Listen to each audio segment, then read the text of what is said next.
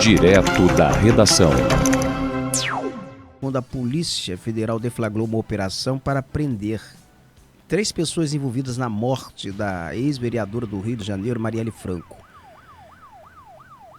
2 acusados de atuar como mandantes desse crime foi o conselheiro do Tribunal de Contas do Estado do Rio de Janeiro, Domingos Brazão, e o seu irmão, deputado federal Chiquinho Brazão. Estão presos. Delegado Rivaldo Barbosa, que foi chefe da Polícia Civil no período, acusado de acobertar, usar a estrutura do Estado, a estrutura policial para acobertar o crime, também está preso. Mas no caso que envolve Chiquinho Brazão, por ser deputado federal, ele, assim como o irmão Domingos Brazão, mas o Chiquinho muito mais, ele goza de foro por prerrogativa. Ele é parlamentar. Tanto é que essa operação da Polícia Federal ela foi autorizada pelo Supremo Tribunal Federal, pelo ministro Alexandre de Moraes. Mas para o Chiquinho Brazão ficar preso, a Câmara dos Deputados deve decidir se ele deve ficar preso ou se ele deve ser libertado. Isso começou a ser apreciado na Comissão de Constituição e Justiça, cujo relator ele fez um relatório destacando o seguinte, que o Chiquinho Brazão deve continuar preso, porque o foro de prerrogativa é garantido ao deputado em caso de uso da tribuna. O deputado ele não pode ser penalizado pelo que ele fala na tribuna da Câmara Federal, no exercício do mandato parlamentar. Mas que o crime de Marielle e o que foi apresentado, o relatório da Polícia Federal, na verdade se trata de um crime hediondo, que não tem nada a ver com a atividade parlamentar, uma atividade que é fora do parlamento, e que, portanto, ele deve continuar preso. Esse foi o relatório. Mas isso não foi apreciado porque alguns deputados pediram vistas. Então não foi ainda deliberado, não foi votado. A Comissão de Constituição e Justiça ainda não votou esse relatório. E ontem o Chiquinho Brazão, ele também se defendeu por meio de uma videoconferência. Ele está preso, está numa penitenciária, e da penitenciária ele gravou um vídeo se defendendo ali, dizendo que ele tinha uma relação muito boa com a Marielle no período em que era vereador, e ela também foi vereadora, e que ele não teria razões para mandar matar a Marielle. Mas você vai acompanhar aqui as informações, e tem imagens também, não tem? Na reportagem de Gésio Passos. A votação sobre a validade da prisão preventiva do deputado federal Chiquinho Brazão foi adiada na Comissão de Constituição e Justiça da Câmara dos Deputados, a CCJ. Nessa terça-feira, um pedido de vista conjunta suspendeu a votação por 2 sessões. Chiquinho foi preso por suspeita de ser o mandante, junto com seu irmão Domingos Brazão, dos assassinatos da ex-vereadora Marielle Franco e seu motorista Anderson Gomes. A prisão foi autorizada pelo Supremo Tribunal Federal e executada pela Polícia Federal no domingo. Pela Constituição Federal, a Câmara dos Deputados precisa validar a prisão por crimes inafiançáveis de deputados federais após ser comunicada pelo Supremo, já que os parlamentares têm foro privilegiado. O relator do caso, o deputado Darcy Matos, do PSD de Santa Catarina, defendeu manter a prisão do parlamentar. Para ele, a imunidade de deputados e senadores não se aplica ao caso. O crime que ensejou a prisão preventiva do deputado Chiquinho Brazão foi o de obstrução de justiça com envolvimento de organização criminosa, no intuito de prejudicar a investigação do crime hediondo. A nosso ver, resta claramente configurado o estado de flagrância do crime apontado, seja por sua natureza de permanência, seja pelo fato de que os atos de obstrução continuavam a ser praticados ao longo do tempo.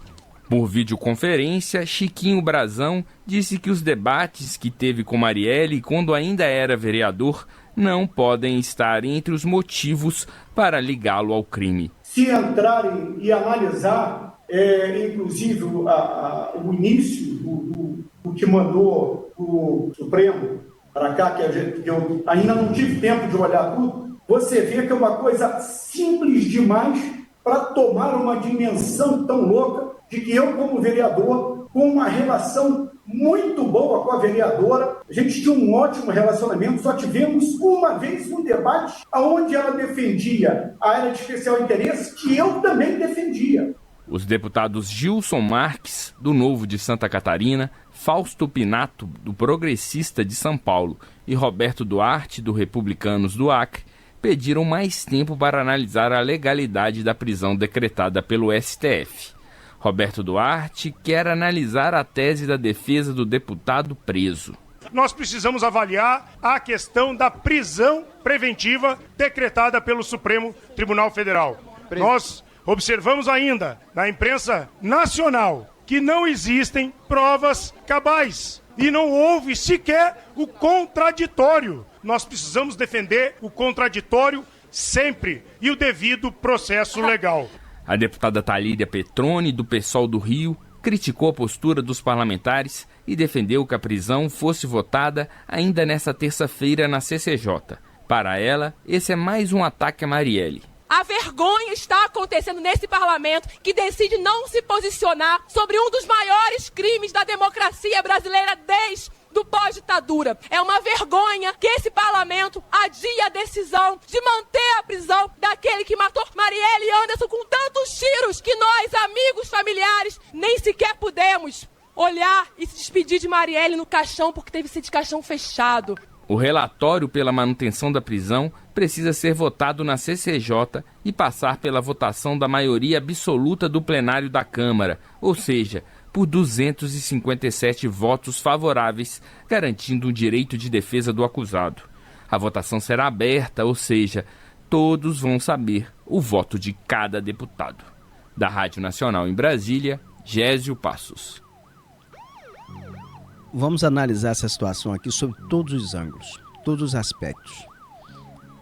Eu encontrei Chiquinho Brazão uma vez no gabinete de um município, de uma prefeitura, não vou dizer aqui qual foi. Ele estava com uma pessoa, ele ia ter uma audiência com a pessoa que governa a cidade. E coincidentemente eu teria também ali um encontro no mesmo horário, eu acho antes dele. Então, como atrasou toda a agenda, eu fui atendido até antes dele. E no período em que ele estava lá, me foi apresentado o colega que o acompanhava, uma pessoa que eu conheço também. E é uma pessoa tranquila, muito calmo, me cumprimentou, assim, foi muito simpático, muito cortês naquele período ali. Eu jamais imaginaria que estaria depois diante de um fato como esse envolvendo o Chiquinho Brazão. Mas essa foi uma impressão, não conheço, foi a primeira impressão, não conheço profundamente, nunca tive nenhum tipo de relação, nada disso. Mas vamos aqui a um fato. Quando se fala que você não tem todos os elementos de convicção do envolvimento de Brazão, de Chiquinho Brazão, é um fato. Porque a temporalidade, as investigações, daí os embaralhamentos, o que aconteceu, o desleixo da polícia na condução de tudo isso, permitiu que muitas provas elas se perdessem. Ali se perdeu o que no jargão policial se chama hora de ouro, no que se refere à investigação de um crime. Porque são as primeiras horas após a consumação do crime que é possível você reunir elementos de convicção.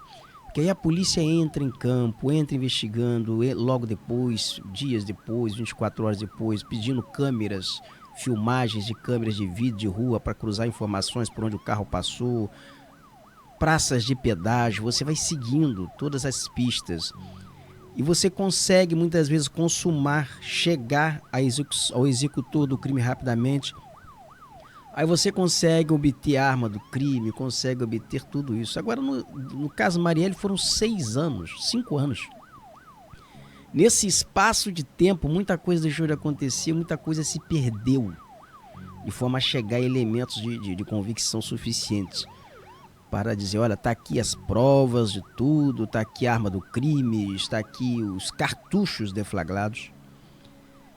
A Marielle, ela foi assassinada com muitos tiros, conforme uma das testemunhas, uma das pessoas que deu entrevista e falou. Porque foi uma submetralhadora utilizada para executar a Marielle. E o Chiquinho Brazão fala assim que ele não teria razões para encomendar assassinato de Marielle, porque ele mantinha uma boa relação com ela, supostamente, na Câmara de Vereadores. E qual foi o fato? Como que a polícia chega a Chiquinho Brazão e ao Domingos Brazão? Por meio de delação de 2 executores, 2 pessoas que confessaram ter executado a Marielle. E segundo essas pessoas, elas se encontraram com Chiquinho Brazão, com Domingos Brazão, em troca da execução do crime. São sicários, Rony Lessa e Elcio de Queiroz.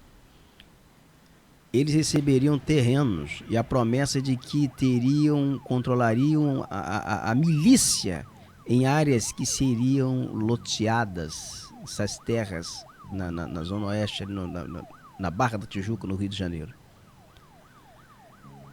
E são terras, o Chiquinho Brazão e o Domingos Brazão, eles têm base eleitoral nessa região, ali em Rio das Pedras, áreas dominadas por milícia, Oswaldo Cruz.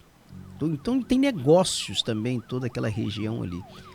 E a discussão que se travaria na Câmara, que o Chiquinho disse que não houve embate, se referia à ocupação de terras, loteamentos, terras griladas, terras que seriam ocupadas por famílias pobres e terras que seriam legalizadas, que já estariam ocupadas por pessoas que queriam fazer ali, promover loteamentos naquela região. É uma área de grande expansão no Rio de Janeiro. Eu li o relatório da Polícia Federal no que se refere a esse caso. São 470 e poucas páginas, quase 479 páginas. E algumas coisas ali, a narrativa, elas me chamam a atenção. Tem uma reportagem aqui no Diário da Guanabara, em dgrj.com.br, Jornal do Rio de Janeiro, está aqui.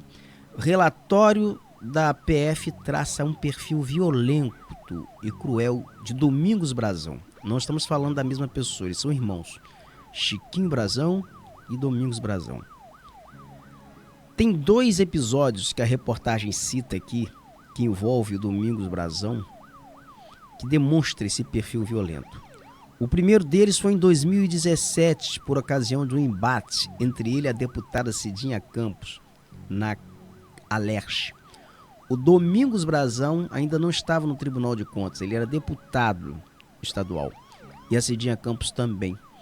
E durante o embate ali, a Cidinha Campos, ela foi, no estilo Cidinha, muito firme em num debate com o Brazão.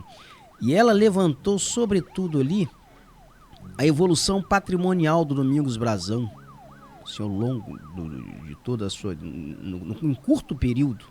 O Brazão é dono de uma rede de postos de combustíveis, tem vários outros negócios, a família, né? E o Brazão, então, ele se altera. Ele vai pra cima da Cidinha falando... E a Cidinha chama ele de matador. E ele fala o seguinte, que ele até então não tinha matado nenhuma... Eu vou usar a expressão dele aqui, perdão aqui. Ele não tinha matado nenhuma puta. E foi isso com a deputada em plenário. E tem a Cidinha Campos aí falando, não tem? Tá no Twitter aí, tá no Twitter aí do Diário da Guanabara. Tem aí o discurso da Cidinha Campos. Esse foi um momento que ele... Solta um pouquinho, eu vou soltar daqui a pouquinho o discurso da Cidinha, baixa no Twitter. Em outro momento, em uma outra delação, por ocasião da Operação Quinto do Ouro, foi em 2017, que resultou na prisão de conselheiros do Tribunal de Contas e também, eu acho, de deputados. Foi um negócio assim devastador, foi um capítulo da Operação Lava Jato. E os conselheiros foram afastados, entre eles o Domingos Brazão, que já estava conselheiro do Tribunal de Contas do Estado. E houve uma reunião, isso está na delação do ex-presidente do Tribunal de Contas, Jonas Lopes do Carvalho, que também era conselheiro, réu confesso.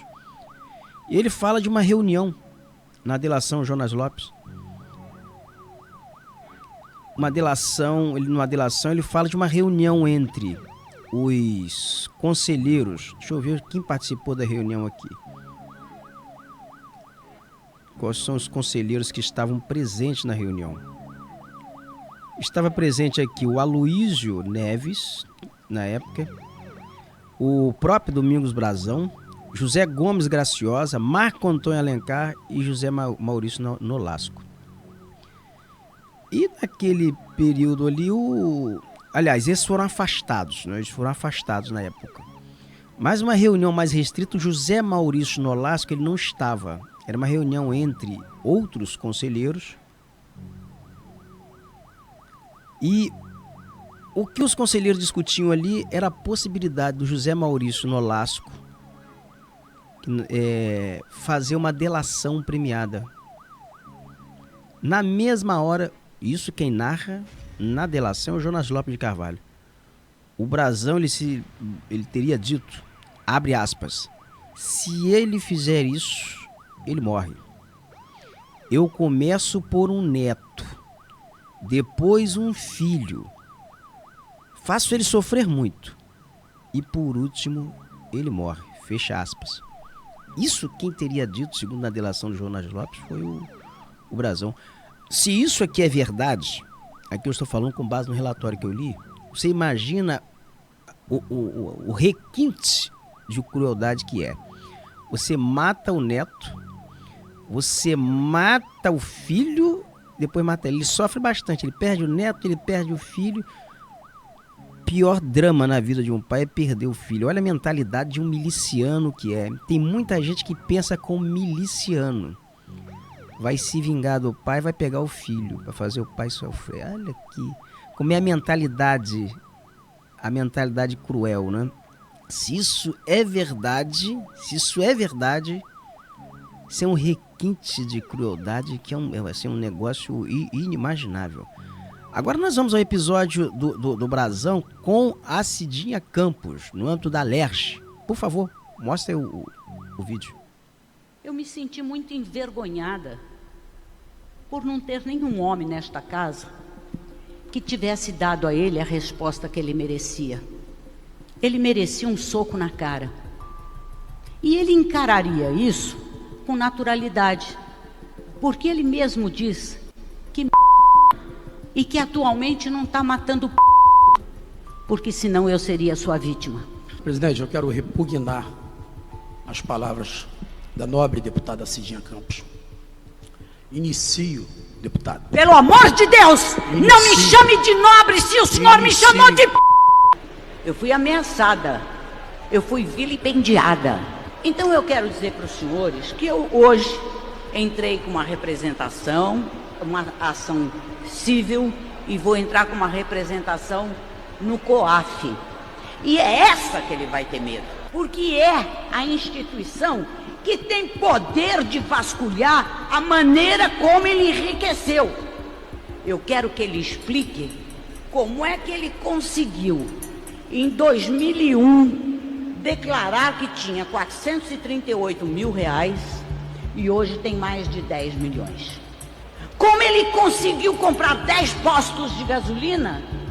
Com que salário?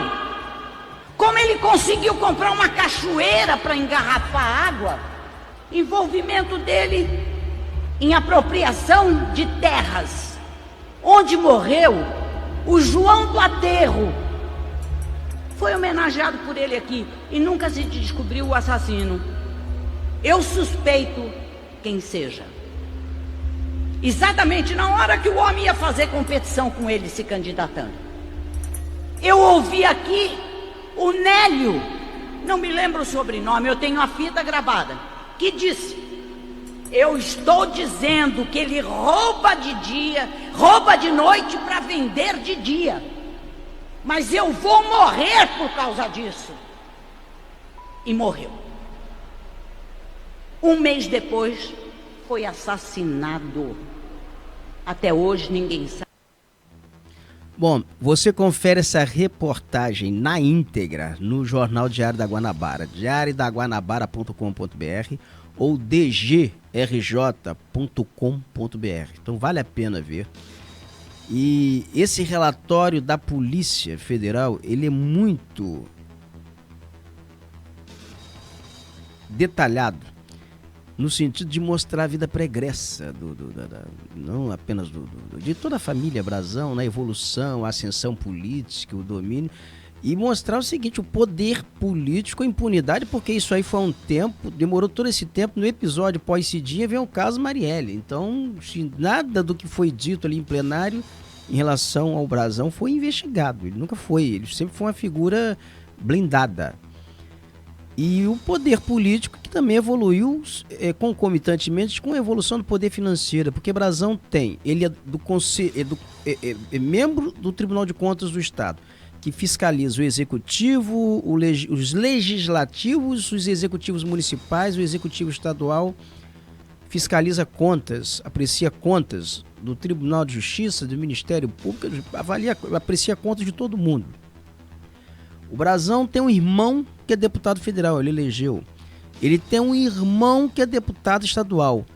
E no lugar dos irmãos, ele elegeu um preposto na Câmara de Vereadores do Rio de Janeiro. Então a família está presente em 3 parlamentos, federal, estadual e no parlamento estadual do Rio de Janeiro e ainda na Corte de Contas, Tribunal de Contas do Estado. Então é um poder político, um entrelaçamento muito grande e eu creio que essa investigação toda, ela não para aí. Isso aí, o que foi colhido em termos de provas, o que vem na sequência disso daí, é uma invernada muito grande, sobretudo em negócios envolvendo milícias no estado do Rio de Janeiro. E, além disso, o entrelaçamento, a aliança política entre milicianos e políticos e outros órgãos de controle externo. Porque, segundo palavras de Alexandre de Moraes, por ocasião da participação no Dia Internacional de Combate à Corrupção no Ministério Público Federal em Brasília, as milícias, o crime organizado está enraizado em todos os poderes do Estado do Rio de Janeiro. Até hoje ele não foi contestado sobre essa afirmação.